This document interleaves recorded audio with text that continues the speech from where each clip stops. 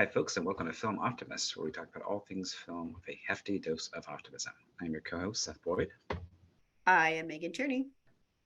And we are back after our lovely surprise episode with Jordan Morris. Thank you so much again, Jordan, for coming on the show. After that little interlude, we're back to what we started with our Herzog series. So if you didn't hear that already, check out Into the Inferno, where we did one of his documentaries. And we now did Enigma of Kaspar Hauser from 1974, one of his great narrative films. Megan, this was the first narrative Herzog for you, right? Oh yes, definitely. two of Would two you, for Herzog. yeah, exactly. I think for me. This is why you do a podcast, folks. You get your friends to watch your favorite movies with you. Oh yeah. Yeah. So before we kind of dive too much into this movie, what it's about, we last time gave it a little bit of introduction to Herzog, the man himself. We won't repeat too much of that information, but Megan, as I think we talked about, and you're aware, he has quite a reputation for dealing to some extreme lengths to making movies. We've talked about that earlier. One I didn't mention last time is he once stole a boat of monkeys to make movies. They were impounded. He needed a flash shot of Aguirre. He posed as somebody, I think, with the customs who needed to make sure the apes got their shots and just drove off with it. So, I mean, he had previously bought them and he was just being robbed. The guy he was going to buy them from was going to suddenly charge 3 times as much, so he stole them back. So, right. So, not saying we endorse such behavior, but God make a movie. What I wanted to do is kind of highlight some of his lesser discussed, much more practical approaches to making movies. I was going to say this one didn't feel necessarily like any of that was going on. Right. Me, but it felt pretty straightforward. Well, we will get into like the kind of odd thing about this one is the main actor, Bruno S., was not a professional actor. He was a street musician and forklift operator, but a pretty successful street musician who was featured in a documentary Herzog saw, and very much related to this character, this strange occurrence, because Bruno S. was in and out of mental institutions the first 20 plus years of their life. So he's the lead in 2 Herzog movies and playing a kind of similar version of himself, but I think he does a great job, and we'll address more about that in a second. But you're right, this was not shooting in the jungle, this was not shooting in a war zone, things he's done many times. This was a little bit, and that's also I think what's kind of fun about it is sometimes some of those movies, as great as they are, it's hard not to think about the insane lengths that were went to get the movie. This is also one of, I think, less than 5 movies, narratives that are shot in his native Germany. So it was also kind of odd for the, and again, for those who heard the last episode, Bavarian more specifically, but he doesn't actually shoot in the homeland that often. I think he's shot more movies in South America and Brazil than he has in Germany. But yeah, some of these more practical things I'm about to share came from interviews with him and also his masterclass. He, along with several other filmmakers, last 10 or so years have done a class on masterclass. So if you're a aspiring filmmaker, maybe check that out. There's some insightful stuff. The first one that was very surprising to me was he urges every filmmaker to meet with their accountant daily. This is kind of boring, mundane advice, but he gives examples of if you're working with a bigger budget, they'll just slap things on there that you don't need. Gave the example of doing a Hollywood movie where the costume budget ballooned. He's like, what is this? It's like everybody had extra clothes, even extras who were barely in the frame. He's like, well, that's silly. We don't need to do that. Well, and I love the sustainability aspect of that as well. I remember being told that film is like the most consumer culture industry and wasteful industry that we have, which totally believe from a little bit of working on films that there was so much garbage, like so much extra stuff that you would like pawn off to people because they just didn't know what to do with it in a very tiny little small budget movie. So that's really interesting. Ooh, I like that. No, that's a great point. Yes, and this was, I think, specifically he was talking about Bad Lieutenant, which was an American movie with like Nicolas Cage. So like definitely a bigger budget than he's used to dealing with. And it's like, no, that's just silly. We don't need that. And by doing this, he's never brought in a movie over budget, which is also crazy considering how long some of his movies have taken to make. Yeah, that's awesome. Kind of on the right, and this is another really practical one on the same note, is to really prepare a budget, like a thorough one when you're proposing. And he says that it's never been easier if you know you're shooting on location somewhere. Check hotel prices, check gas prices, because your estimate's always going to be much lower than what a studio pencil pusher is going to guess it is. And your budget's going to be much lower, much more practical, and you're going to win the job. So another thing you don't really think about, right? It's very funny to get this practical side of a man that's gotten like arrested for film as well. This is great. Yeah, exactly.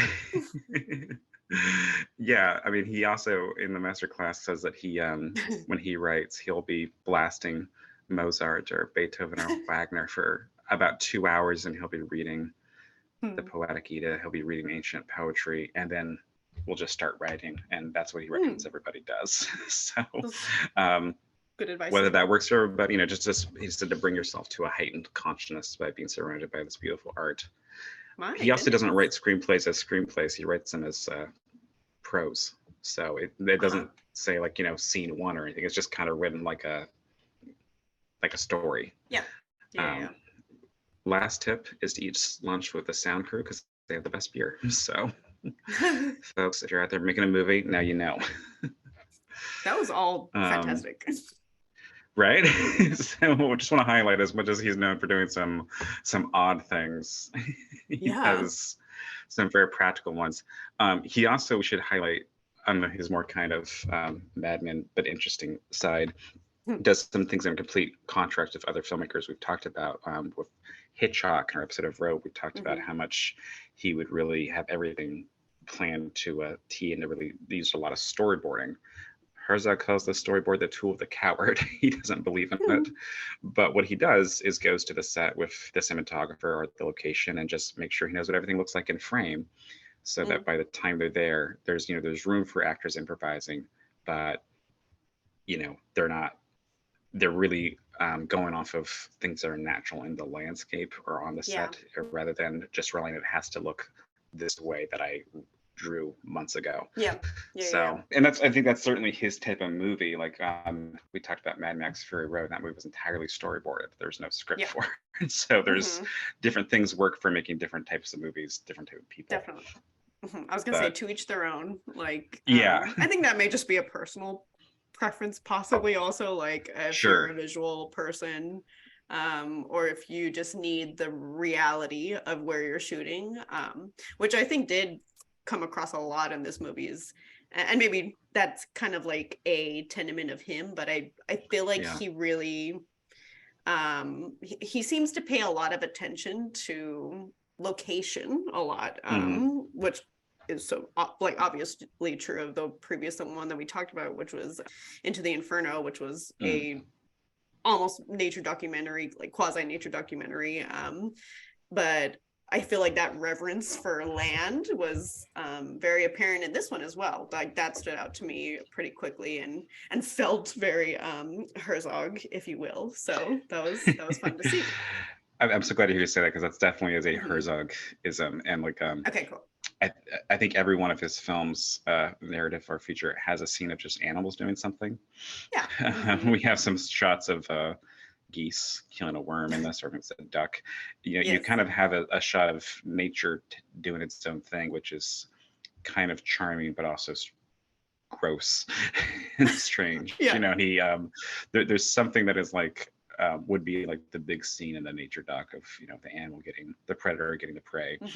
That is usually just like not really a stage thing, just like something that's happening that he just starts filming. So maybe we should describe what this movie actually is. Sure. We're about 10 minutes into this episode. Megan, would you like to do, or would you like me to?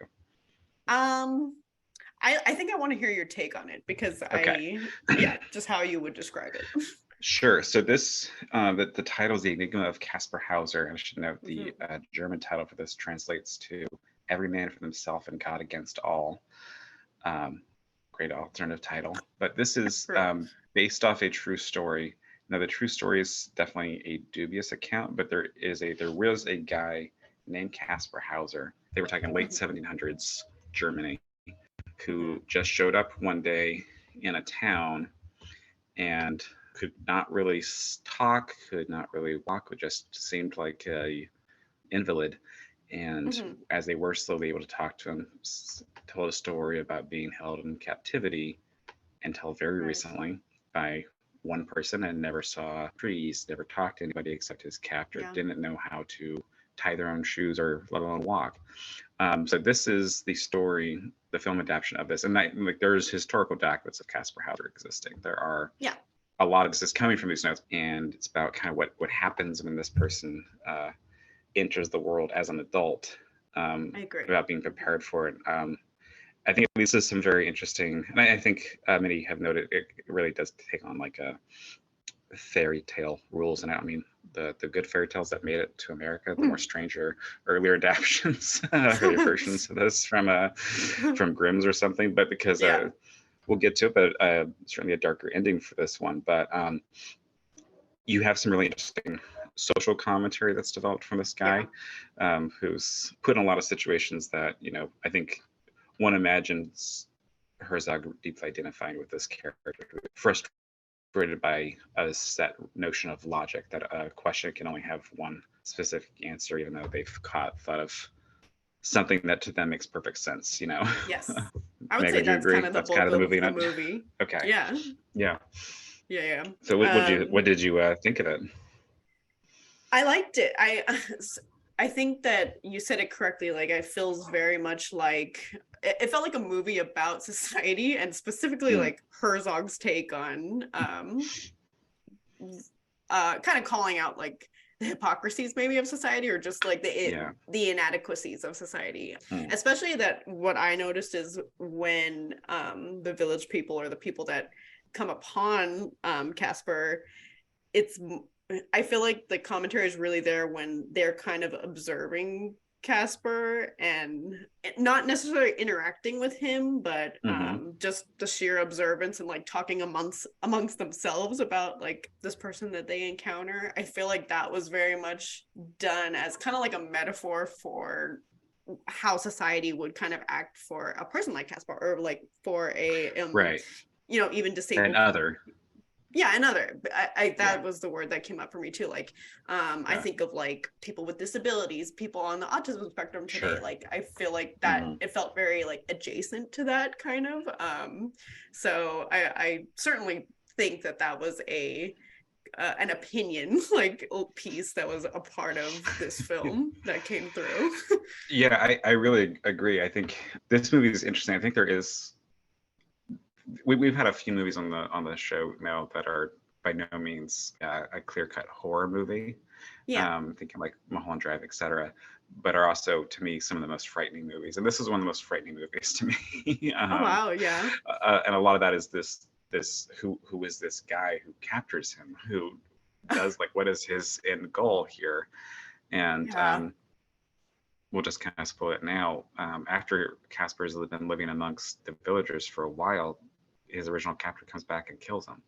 And it's very strange, and he was never found, and that part is, from my understanding, true. He was murdered by the person believed to be his captor, or claimed, and whoever he actually was, he was never caught.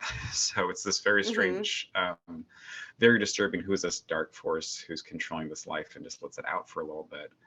But on this watch, and it's been a while since I've seen it, I think I definitely was enjoying a lot more of the commentary on society. And I just want to say one of my favorites was there's often a kind of bureaucrat taking notes. And that actor's I'm blanking on his name, but Herzog regular, who's in a few. But the fact that he makes every like police officer or doctor, authoritative person repeat most things what they say, because he's written it down, I think really adds to what we were talking about how alienated they are, and how everyone's talking, what a spectacle they are. You know, everyone is talking about them. No one's talking to them. It's actually kind of a fun pairing with Nope, thinking about spectacle. To bring back to another one of our episodes. But did any of these scenes or these other kind of digs at society particularly stand out to you? I think the most notable was the religious folk, like the priests. I think they must have been specifically Catholic or Christian, like obviously, but I assume Catholic. I was trying to like remember my like religious teachings and if that would be like adjacent to the time or whatever. But that time period, I would think so. It could be wrong. right. If it helps, Herzog nearly became a Catholic priest. So I know Yeah. there's Lutheran and other things in Germany, but I do think that's what he would have tapped into. So that was my assumption as well. Yes, because they were very I think parody, like stereotypical. I really felt Herzog was kind of dunking on them, and it felt very much like I could just assume that it was his opinion kind of about religion and especially like the forcing of prayer and stuff like that. That was really kind of funny, and it was done in like that like just very dry humor of like dry German humor, dry English humor kind of. It reminded me right. No, it was very just many different older English like stuff like that, dry humor stuff. Sure. So that was going on for the priest for me, but then also the professor that actually pulled me straight back to like the professor from like Willy Wonka at the chocolate factory, or like the teacher, I should say. He wasn't a professor. But he's just explaining absolute nonsense to these children that are like, that literally makes no sense. And that scene really sticks with me. My dad thinks it's so funny. He's like, he likes that kind of dry humor a lot. And that scene in particular really sticks out to me. And I feel like the same kind of attitude was going on here, definitely. In as exasperated as the professor gets. So that was fun. Like that was strong metaphors going on. Yeah, I'm so glad you enjoyed those parts, because like this is definitely someone who like I find Herzog funny. As disturbing as this films often are, as bleak as they are, I find that there's a lot of humor in them. But I also have met people who did not pick up on that, so I'm glad to hear you pick on those as well. But among the first scenes where there's the priests or brothers, they're just kind of very shocked that he doesn't have a concept of God, and just confused that he wasn't crying out to God the whole time he's in captivity. He's like, I have no idea what you're talking about. And true. And I think that it makes them feel uncomfortable, like exactly. It's very much like their relationship with God then becomes in question, and that's why it's like, well, no, you have to do this or blah blah blah. And well, so he's being very logical. Like, you have to do these prayers. It's like, shouldn't I finish learning how to read and write first? Which you would think you'd want someone to understand the words you're having them recite. They're like, no, that doesn't matter. You just got to say the magic spell. You just got to say welcome Jesus to my heart, and then you're good. Which is, to me, very Christian. Like, you got to do the baptism, or you got to say the prayer, and then we can move on. And very common problems to this day, or like common ideologies to this day. So like it's so funny that has remained true. I do enjoy this scene of the other professor who's coming from the university to ask the logic quiz. Yes, remember what I'm talking about? So and this is I've heard this example a few times, but it's you're at a crossroads from a village of people who only tell the truth, and a village who only tell lies. How do you figure it out? And the professor says there's only one answer. That's this very convoluted, if you're actually diagramming by logic, I know how you would figure this out. And Kaspar Hauser's like, well, I would just ask him if he's a tree frog, because the one who's not lying is going to say no, and clearly he's not a tree frog. If he says yes, that's like, I love that example because that's so much simpler.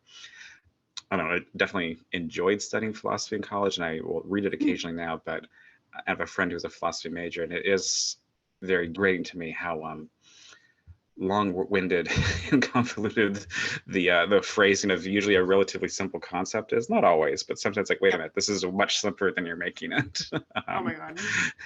And just the professor refusing, right? The professor refusing to acknowledge that Kaspar's made a much smarter point. I think just by being simple, Yeah. There are a couple of moments like that, like, well, and because in that scene, the woman that's with I think she's a maid or like just a kind of house helper, and she's saying like, well, you're like, Kaspar makes more sense than you right now. Like, she's kind of calling him out too. Which is really fun. And there are other moments, like, I think that Herzog kind of portrayed also like boyish, like kind of assholes where they're picking on Kaspar for no reason. So it was a lot of he just really like portrays that spectrum of society, and and then some like questions, like some questionable stuff too, though. I think that same like maybe scullery maid or whatever, he asks her like, what are women good for? But but it's very much like he got the answer from the other man, like his like advisor. So in a way that it's another play on like sexism too, like that's going on that he's learning about from the society that he gets, you know, thrown into basically. So that's it. It's very interesting, like the way that he's kind of playing on all these tropes, I guess, presenting all these tropes. Right. That scene, that was definitely one that I forgot until it came up. But I was surprised. You know, I was almost as surprised that May be like, "What the hell kind of question is that?" I know. But yeah, as he explains, it's like his understanding of what people are good for is a task that they're doing, and he's appropriately. It's like it doesn't seem like women are allowed to do important tasks. Why is that? You know, he's asking in a very Kaspar Hauser way, but it was pointed out, I think, is especially true of 1700s Europe. But it felt very like accurate at the time, definitely. So let's talk about the main actor, Bruno S. And I am calling him that because that was how he was listed for his 2 film credits with I'm trying to think if I get his full name here, Bruno Schleinstein, who continued to be a pretty somewhat popular but still kind of street musician, I think, until their death. And I think at one point became a painter, yet, was not necessarily doing poorly financially, but to reference, Herzog's famous for doing some pretty extreme lengths to get certain actors, particularly Klaus Kinski, who was crazy to perform the way they went on set. Another kind of nice counter to that is often he would be just talking with Bruno West for like 3 to 4 hours before they started shooting, just because he was nervous and hadn't been in a movie before, not scolding him, just kind of hanging out, making sure he was comfortable, and was aware that was a likelihood before doing the movie. Kind of accounted on doing that. In Germany, there were those actually a lot of German critics felt he was exploiting Bruno West, and I think ultimately Bruno stopped acting because he kind of maybe started to feel that way. But not that it's for me to say, but I don't know, I feel like he's just getting such a great performance from this person who's much like Kaspar has definitely been denied access to a lot of realms, has gone through quite a bit. So I think it's wouldn't work if it was just a guy. Even if it was a great actor portraying this, it would not have been the same as someone who's knows what it's like to be in the room whenever it's talking about them, but not to them. It's very interesting to me because especially now, like, well, we're getting a lot of movies about disabled people or anybody like othered. I would think, like, I think of like the transgender community and how they say which is a really interesting argument to me, that like trans roles should be played by trans people, disabled roles should be played by disabled people or disabled actors. Same for autism. And I think my recommendation is going to be one that apparently like got that right, but I kind of agree. Yeah, but I kind of agree that or it feels very kind of ahead of his time to be thinking like, well, I'm going to portray someone that like actually kind of went through something similar to get, and also not to exploit people. Well, it's bizarre to have like able-bodied actors perform disableism or something like that. Which that debate is really interesting too, and I kind of err on the side of I don't think that that's correct. So for him to be thinking about that even in that time, that is really interesting to me, and feels very progressive, like, to me. No, I think that's a great point. And like on the note of someone who is I'm just going to use the term not neurotypical nor atypical, regardless of what it is. Think about a movie like Rain Man, which is considered a pretty good version of one of those movies, and I think Dustin Hoffman got good critics from that, and I think worked with people. But it's still a thing for an asshole to make a joke by quoting Rain Man and doing gestures like that. It still is a thing to reference those movies by imitating it. And that's kind of an inherent thing. And then you have the layer of they're imitating an actor who's imitating something that's real. So it's always uncomfortable to me, especially because it was such an Oscar gold bait thing That's right. for quite a while, and arguably still is, So I think this movie really, like you said, is very progressive in that sense and really transcends all that. But I also just like, even if it's not this character, I just love that this guy got to be in a movie. This person got to be doing this, and there's moments where he's kind of smirking at the camera in a way that is kind of character and kind of not, but and it's not stopped. It's like he kind of is aware that he's the lead here and seems to be enjoying it in certain moments in particular. And he's great. I can't imagine anybody else doing this. Just because like there are moments, especially in the beginning of the movie, where he's literally falling as he's trying to get up because he doesn't know how to walk. Right. Right.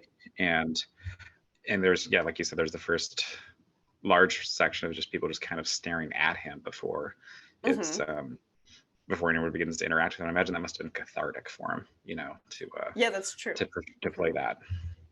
It's true. It kind of like, because I realized that we've seen this story many a times before. Like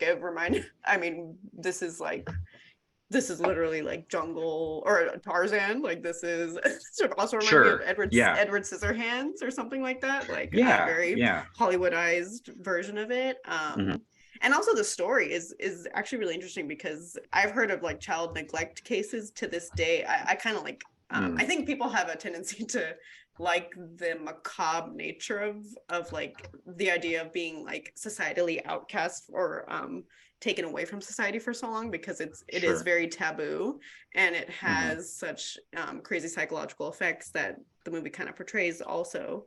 But it's just fascinating. I mean, the stories like this have happened to this day. Like there's a story in California of like of child neglect where they were just kept in the house like a lot of the time, and their developmentally like stunted because of that. So it's just an interesting, I think that people people like a tragedy in that regard, and kind of are interested in that one in that way. But I don't know, it felt like and in talking about like the actor and stuff, it feels kind of earnest, and it feels it feels a little more grounded than some Hollywoodized version of what the story could be, and what actually has happened sometimes. So it was interesting. It was interesting in that regard. It's definitely not the happy ending. There's so many of those movies, like you said, have a romance section in it, and not just movies, narrative of books, because like, Kipling's like novel, The Jungle Book, or rather, because it's a collection of stories, is also very much this story, and that's a great point, like, because it's definitely fish out of water, but it's a little bit more specific than that. And there's not he's not saved by the love of a good woman, he's not or by even society particularly interested in that, or definitely not saved by society, and he's with the best of society. He's true. I forgot, there's the scene where the English aristocrat is showing him off as his protege, and I think that's the first scene he's had in the movie, but he's still telling everybody I have a protege, even though he's not actually interacting with them. And as these movies go, Kaspar is not ready to be around that level of society, that goes poorly. But another interesting thing to note about this, so the actor was 41 when he did this movie.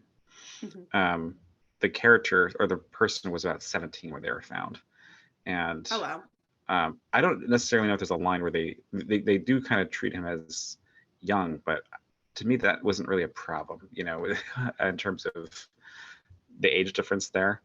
They do talk about how he's, I guess, been gone for 20 years or whatever, but I didn't have a problem with that. I was wondering if you did, if it was kind of jarring, like, wait a minute, how is this person? Because I think that sometimes we get, when it's not a man in their 50s dating a 20-year-old woman, a character being played by an actor much older than they're claimed to be, can work. It can happen. In this case, it certainly didn't actually bother me. I don't think so either. Like, I think there was a moment that I noticed that they mentioned the specific age. Like, I think they did say 18, and I almost it kind of floats over you. I agree. Like, it didn't, I didn't say like, I didn't call that out as like BS, or that I was so mad that it was so egregiously wrong or something. Right. But I think think for me it was more the timeline of like his progression of getting well and like getting educated, if you will, or like right.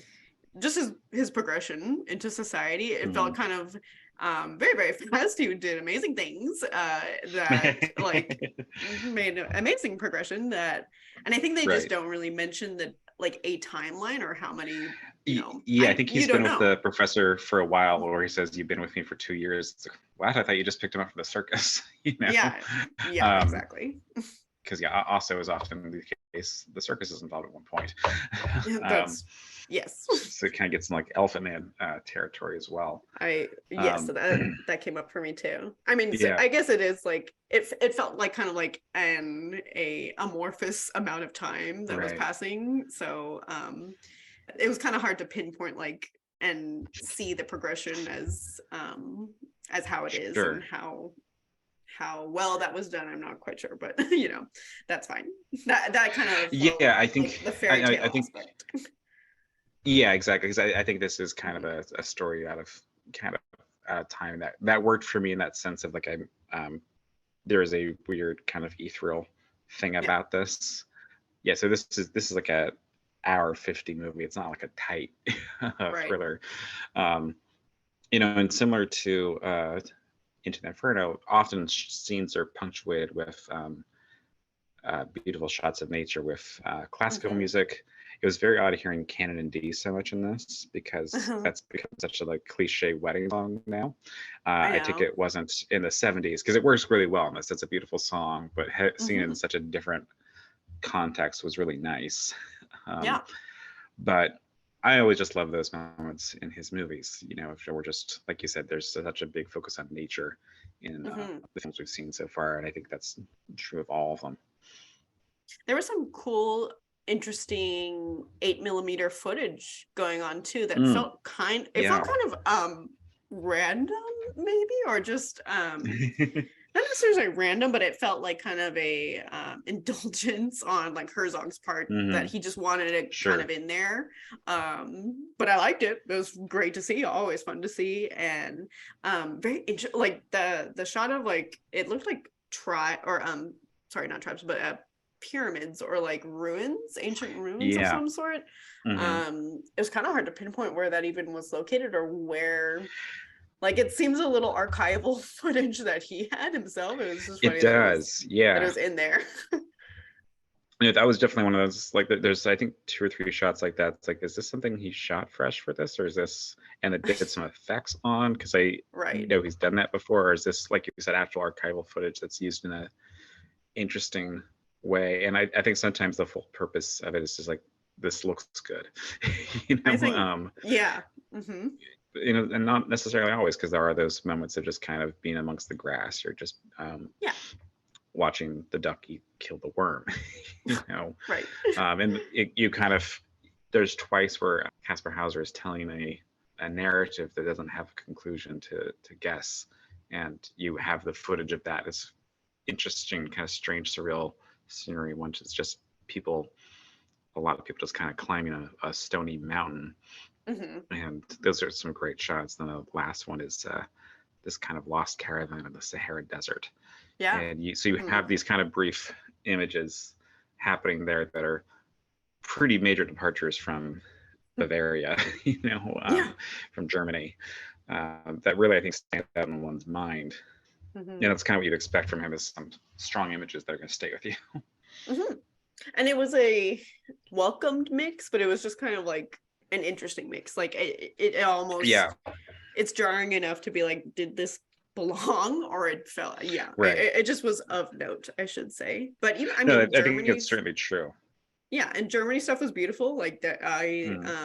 Fun to see always. And even though he hasn't, like you mentioned, like portrayed Germany much in his film, I think I think he does have I just notice a reverence always. Maybe it's just the way that he directs it, but it seems to be reverent of nature as it is. And I think nature specifically, like I think the town shots feel very just, this is what it is, but nature for some reason usually has like swelling music behind it, and feels kind of higher up than point and shoot, this is the town kind of thing. So that I think if that's a point. byline of Herzog, I'll take it. But I think you're right. I think there is more reverence given for nature untainted by man than for the village. And quick note is like that village is not a set. That is the actual village. I think Nuremberg. Yeah. And a professor from St. Mary's visited there when I was going there, largely because she loved this movie and took shots. And like, yeah, it still looks like that, or at least a big portion of the town does, so I bet. That's also very cool. This is just shot on location in existing very cool buildings. Totally. And you can tell. Yeah. I think also, like, in as much as Herzog, for me, the biggest takeaway that I thought was that he's kind of dunking on society, like that, or the hypocrisy of society that he doesn't like. But there are also many moments to me that shows kind of the duality going on too. Like people were kindly to Kaspar. And so I think the biggest takeaway that I maybe have of Herzog is that just that he really portrays to me, he's good at like portraying a spectrum of society in like one complete package kind of thing, and in a way that is has an opinion but feels very just like that's the way it is. Like it was very easy to be along with the program of like the opinions that he was kind of presenting subtly through this movie. And I think it's admirable, because I do realize that I admire like opinion in film and like a director's subtle opinion like coming through, and that's what this movie felt like it was doing, and did really successfully, but about society and like metaphorical society, how we react to certain things. So I thought it was very like he has a really distinct voice that I think is admirable. So glad to hear that, Megan, because he's definitely one of my favorite filmmakers, and I couldn't agree more that largely that's because I agree with what he says. And it kind of does. There's a lot of movies by major directors that look beautiful, but at the end of the day, it's like, I don't know if that said anything. That was a interesting story, but and sometimes that's Tarantino. It's a pretty fun ride, but there's not really a scathing. Here's what I think of society point there. And that's kind of fine. Sometimes it's Goddard or Kubrick, and I feel like that's an interesting movie that's well shot, but I don't think you have that much to say, or what you have to say isn't that interesting. And I've never found that to be the case with a Herzog movie. I've never been disappointed by the critique or what's being said. He just is so interested in showing people other people's reality, and this movie really highlights Kaspar Hauser's reality, what it was like to be him in a interesting way that I think watching any of his movies really gives you an interesting perspective to make you think about how you perceive your own world and how you interact with it. So the word anthropological like came up for me again. Like I just feel like maybe that's like his adjective that I'm just gonna give for Herzog, is that I think it works for him, doesn't it? Yeah. So Megan, the big question for you now is Herzog fans are often divided on if they prefer his documentaries or his feature films. Now they've seen one of each. I know. Limited sample size. Do you suspect that you'll have a favorite, or do you already have a favorite? Oh man, I feel very ill-equipped to answer that question, of course, but fair enough. That's why I'm making you do it on the show. Yes. I think that he I think that his voice lends really well for documentary, like, to honestly, because I think that he, especially in like the noble pursuit of just showing people as they are, came through in the documentary that we watched, Into the Inferno. And I tend to like documentaries that are like that. I tend to I kind of think that's how documentaries should be, really. Right. So I think he's just kind of so solid in that it lended itself well to documentary, his style. Very cool. Yeah. Many are in your camp. I don't think anyone's wrong. I prefer his feature films, but I do love his documentaries as well.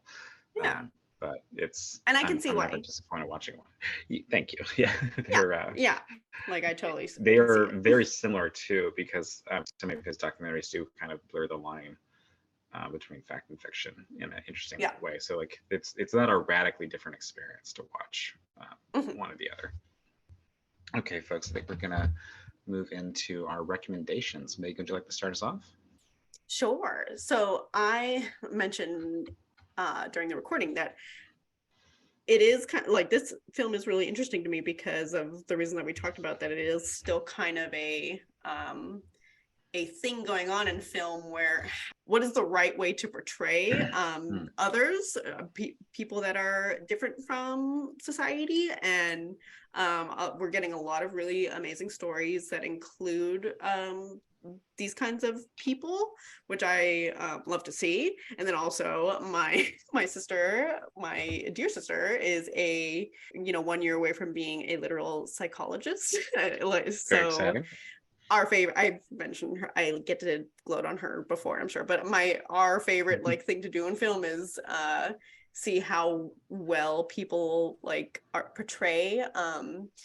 She works specifically with like children with autism. She loves seeing if that's done correctly, and not necessarily that film like has to get it right, because I think there is like a little bit of artistic sway here and there, but I digress. But she mentioned, so this is actually purely a recommendation from her, that there was a film that portrayed, I believe it was someone with Down syndrome, like specifically very well, because the actor was had Down syndrome themselves, and that was the recent film called Peanut Butter Falcon. And it was kind of talked about, touted for that reason. Really good performances all around, also like by everybody. And she just mentioned that it was very earnest, and it wasn't like gripping onto the tragedy of it all. It was a very uplifting film. It was, this person happens to have Down syndrome, but is a part of a story of their own life, like the way that life works for everybody. So that was really refreshing to hear about. And so this is purely a recommendation from her. I actually haven't seen it yet. It was on my watch list, but she recommended it highly. She thinks it's like a really good example. So that's to recommend a good example out there of something similar to what's going on in this film. Very cool. I'll have to check that out. I remember that name going around, and I'll confess I didn't do enough research to figure out what it was. Yeah. So that'd be fun to get around to. I'm going to recommend two for fun. First, I'm going to recommend another narrative by Herzog, and that is his most recent narrative movie called Family Romance LLC. This is from 2019. And this is in Japan. In Japanese, shot in Japan. And it's about the industry where people hire someone to pose as a family member or a friend or something like that. This is a real industry, and a lot of trade publications falsely reported that this was a documentary because it's a Herzog movie, but also because the main actor in it is the actual CEO of one of these companies. And it's a really fascinating movie. He plays himself, and you get into this, why would people do this? Where these scenarios, and like one of them is, it's a wedding day and father's not there to give the bride away, and the actor's initially told by the mother, it's like, oh, he's sick, he's not at home. And then the daughter says, oh yeah, dad's an alcoholic, he's been out of the family for a long time. And it's a weird kind of, everyone at the wedding seems to know that this isn't actually dad, but everyone's happy to have this man give the daughter away. So it's a really fascinating look into these people who do this professionally. And but again, much like the other Herzog movies we watch, it never feels like it's just pointing, saying, aren't these people weird? It is a really earnest look into a fascinating thing. So I recommend that one, Family Romance LLC. And also is fascinating. Herzog does not speak Japanese. He's in Japanese. There's translators on there. So I think it's great, but you can also imagine there's some complications in shooting a movie in which language you don't speak. So just as kind of a fascinating project with that in mind. Herzog's the man, he said. Exactly. Yeah, if anyone's going to do it, it's him. No problem. Another one to do that I just watched last night, and something you said, Megan, reminded me of is from last year, the kind of fun mystery comedy whodunit called See How They Run. This is set in 1950s England. Sam Rockwell's the lead, Adrian Brody and Saoirse Ronan are in it, but it is about a murder that takes place during a stage production of an Agatha Christie show. Kind of queen of all the whodunits, and it ends up being, it's very funny, it's charming, but ends up having some surprising commentary on real crimes and our expectation of people who are actual victims of crimes that are portrayed, and goes in an interesting direction I did not expect, while still definitely being a very fun ride. So shout out to my friends Aaron and Amir for recommending that one to me. Yes. You guys were right. I heard very good things about it from my sister, actually, and she's kind of a true crime girl. Funny that she's psyched because she likes all that true crime stuff. So one leads to the other, I think. Right. So it was kind of up her alley, but I was like, she recommended it kind of for the same reason. So good to hear that corroborated. Right. Cool. Well, folks, that'll probably do us for today. We want to remind you, you can find us on Instagram and Twitter at Film Optimists. You can also always write in. We have a Gmail at filmoptimists@gmail.com. We have a website. You can find us there as well, with all of those links if you want it all in one place, and also just the general list of the podcast in general, which is just filmoptimist.com. So if you know our name, you'll find us in many all your social places. So exactly. Hope it's easy. Come find us. Yeah, leave us comments. We have comments available on all those platforms, of course, but certainly on our website. So we'd love to hear from you. We take suggestions. We've done it before, and hey, we'll do it again. We sure will. Yeah. All right, folks. All right. Take care.